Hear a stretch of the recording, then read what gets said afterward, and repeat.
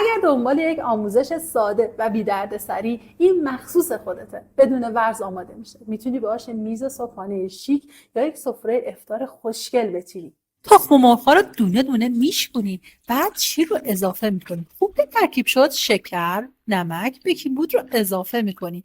حالا نوبت اضافه کردن زست پرتقال و کره آب شده. آرد مخمر رو با آرد ترکیب میکنی، بعد مایعات رو به آردتون اضافه میکنی. مواد رو در حدی که گلوله آردی باقی نمونه ترکیب میکنی. 30 دقیقه استراحت کافیه. بعد ظرفتو چرب کن، مواد رو بریز داخلش. گوشت رو صاف کن، یک نواخت پخشش کن، بعد استراحت بده. بعد از استراحت با تخم مرغ کامل روش رو رومال کن، کنجد بزن، بره داخل فرن. بله، خیلی راحت و آسون بود. یه نونی که بافت بی‌نظیری داره و همه اهل خونه رو عاشق خودش میکنه. ببین خانم خونه چه کرده، عجب میزی، چه لقمه‌های تمیزی.